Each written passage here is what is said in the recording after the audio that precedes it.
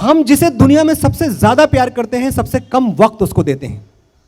एक स्टडी के मुताबिक जो मैं कहीं कुछ दिनों पहले पढ़ रहा था, अगर हम किसी का फोन सबसे ज्यादा इग्नोर करते हैं जाने अनजाने, तो वो मां का फोन होता है। अरे मां ठीक है खाना खा लूंगा ना, क्या हुआ, अरे बार बार फोन कर रही हो, मां मैं मीटिंग में हूं, बॉस के साथ हूं, मां टाइम पे घर आ जाऊंगा, बच्चा थोड़ी हूं। सबसे ज्यादा फोन हम मां का इग्नोर करते हैं। और मैं सोचता हूं कभी एक दिन ऐसा आएगा कि हमारे पास वक्त बहुत होगा लेकिन मां नहीं होगी। जिस दिन हम अपनी फोन बुक से मां का नंबर डिलीट करेंगे, जिस दिन हम जान जाएंगे कि ये फोन अब कभी हमें आएगा ही नहीं, उस दिन छाती फट जाएगी, कलेजा फट जाएगा। जब सूरज सर पे पिघलेगा तो याद करोगे कि मां से घना कोई दरख्त नहीं था। जब सूरज सर पे पिघलेगा तो याद करोगे कि मां से घना कोई दरख्त नहीं था। इस पछतावे के साथ कैसे जियोगे कि वो तुमसे बात करना चाहती थी और तुम्हारे पास वक्त नहीं था। और हमारे बहाने क्या हैं, हमारे एक्सक्यूजेस क्या हैं? मां मैं बहुत बिजी हूं, मां मैं तुझे प्यार तो बहुत करता हूं पर तेरे लिए वक्त नहीं निकाल पाता, बड़ा आदमी बनना है मुझे तो बहुत कुछ सहना पड़ता है, बर्दाश्त करना पड़ता है। तू समझ रही है ना?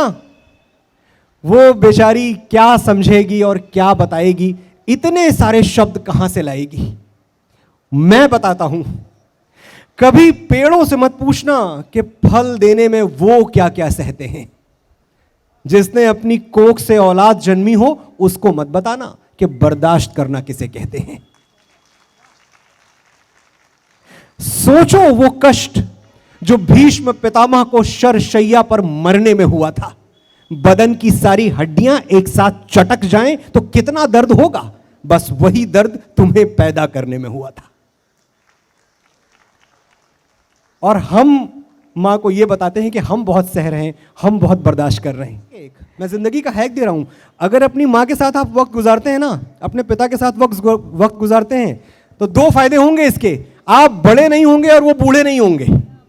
और जब कभी ऐसा लगे कि वक्त ने आपसे बहुत कुछ छीन लिया है, आप में वो चमक नहीं रही, वो विगर नहीं रहा, वो यूथ नहीं रहा, वो बात नहीं रही, वो जवानी नहीं रही, वो जोश नहीं रहा, दुनिया अब आपकी वैसे तारीफ नहीं करती जैसे कभी किया करती थी, तो एक बार अपने आप को अपनी मां की आंखों से देखिएगा, आप खुद को हीरो नजर आओगे। ये घर के जितने आईने शीशे हैं ना, सब उठा के फेंक देना। ये सब आईने झूठे हैं, ये सब शीशे फरेबी हैं। ये क्या जाने मैं दो बुझती हुई आंखों का सूरज हूं। ये सब आईने झूठे हैं, ये सब शीशे फरेबी हैं। ये क्या जाने मैं दो बुझती हुई आंखों का सूरज हूं। चमकते चांद तारों को भी वो फीका बता देगी। मेरी मां से कभी पूछो मैं कितना खूबसूरत हूं। कल सरहद पर गोली चली, थोड़ा खून बहा, और आज गांव में एक ताबूत आया तिरंगे में लिपटा हुआ। बाप की बूढ़ी छाती में दरारें पड़ गईं, बहन की राखियां उजड़ गईं, दुल्हन की चूड़ियां टूट के कलाई में गड़ गईं।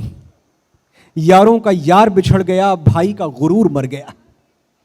और मां वो दरवाजे तक नहीं आई, अपने लाडले को आखिरी बार सुलाने के लिए एक लोरी तक नहीं गाई। हाथ उठाकर वतन के लिए दुआएं मांगने लगी। एक बेटे का ताबूत खोलने से पहले दूसरे बेटे का सामान बांधने लगी। कुछ टूटी हुई हिचकियों ने सवाल किया तो बोली, जब तक जीऊं इस देश के काम आऊं, एक शहीद की मां कहलाने से अच्छा है दो शहीदों की मां कहलाऊं।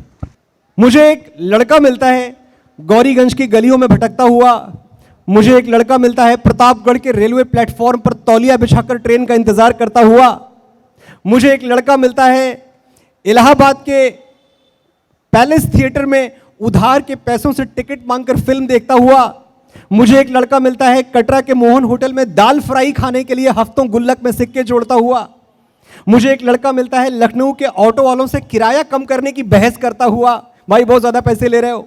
मुझे एक लड़का मिलता है जो पार्ले जी बिस्किट को दुनिया की सबसे बड़ी डेलिकेसी बताने की जिद पे अड़ा हुआ है। मुझे एक लड़का मिलता है जो चाय को अमृत की तुलना में थोड़ा और बेहतर सिद्ध करने के लिए कुतर्क करता है। तो वो जो लड़का है वो लड़का इस किताब में है। और मुझे लगता है जो मेरा सबसे सच्चा, सबसे प्यारा रूप है, वो इन 300 पन्नों में बंद है। My daddy is the best. तो जो बेस्ट था, हमने उसके साथ क्या किया? उसके माथे पर सुपर हीरो वाला टैग चिपका दिया। और सुपर हीरो तो कुछ भी कर सकता है। उससे थोड़ी पूछते हैं कि आज मुश्किलों के कितने पर्वत पार किए, हमारी एक शर्ट सिलवाने में अपने कितने कुर्ते तार तार किए।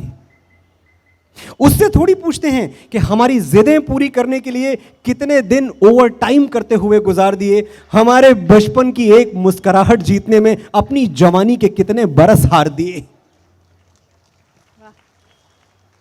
और वो बुखार वाली रातें, हमारी फिक्र में सिर्फ मां थोड़ी जागती थी, कच्ची नींद में सोते तो पापा भी थे, किसी की नजर नहीं गई पर रोते तो पापा भी थे। क्या बात। पापा वो धुन है जो कभी गाई ही नहीं गई।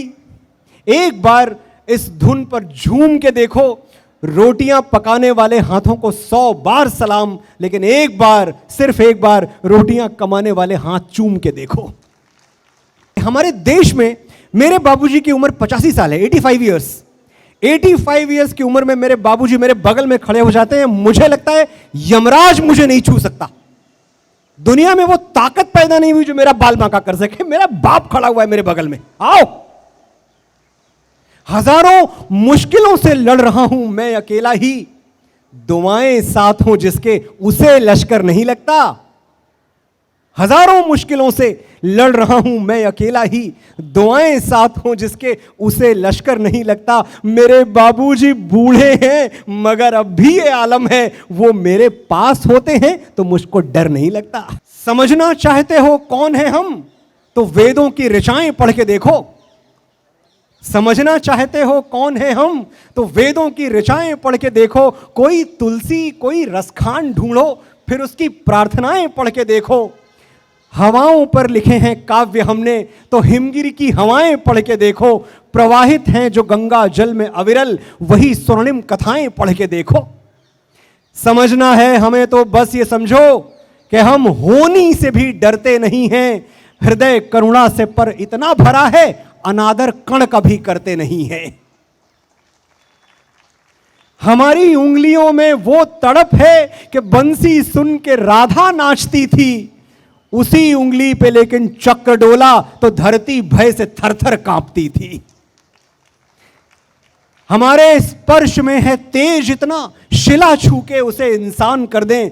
हमारी प्रार्थना में शक्ति ऐसी कि हम पाषाण को भगवान कर दें। हम ही वो शिव हैं जो विषपान करके समूचे विश्व का कल्याण कर दें। हम ही वो रुद्र हैं जो नेत्र खोलें तो तीनों लोक को शमशान कर दें। सनातन से हैं इतने स्वाभिमानी, अखिल ब्रह्मांड को हैरान कर दें। जो छीनो तो महाभारत लड़े हम, जो मांगो तो अंगूठा दान कर दे। क्या बात, वाह। सनातन से हैं इतने स्वाभिमानी, अखिल ब्रह्मांड को हैरान कर दें। जो छीनो तो महाभारत लड़े हम, जो मांगो तो अंगूठा दान कर दें। हमें अभिमान उस वंशावली पर जो रघुनंदन से जाके जुड़ रही है। हम ही वो वीर हैं जिनकी पताका गगन के पार जाके उड़ रही है। हम ही हैं शांति के संदेश वाहक, कि मानवता का मंत्रोच्चार हैं हम। समझना है हमें तो बस ये समझो कि हिंदू हैं, समझ के पार हैं हम। क्या बात है, क्या। पिछले कुछ सालों से जो मैं बोलता रहा हूं, वो चाहे टेलीविजन के मंचों पे हो, वो चाहे देश के बड़े बड़े मंचों पे हो, दुनिया में कहीं भी हो, मुझे कई बार ये फीलिंग आई कि क्यों ऐसा नहीं है कि सब कुछ एक जगह मिल जाए। कहीं कहीं कुछ बोल दिया, कहीं कुछ बोल दिया, कहीं किसी को नाराज कर दिया, कहीं किसी को नाराज कर दिया, तो क्यों ना सारी नाराजगी समेट के एक जगह इकट्ठा कर ली जाए। तो आपने मुझे आज तक जहां भी बोलते हुए सुना है, चाहे वो इंडियन आइडल पे मेरी कविताएं हों जो मैंने माँ पे कहीं, पिता पे कहीं, अपने देश के सिपाहियों पे कहीं, चाहे देश के अलग अलग मंचों पे मेरा बोलना हो, वो सब आपको इस किताब में मिलेगा। एक स्टॉल भी है प्रभात पब्लिकेशन का यहाँ। मैं चाहता हूँ अगर ये किताब आप लेके आज घर जाएंगे तो आपको भी अच्छा लगेगा, और जब घर लौट के इससे कुछ पढ़ेंगे अपनी माँ के लिए तो उनको भी अच्छा लगेगा।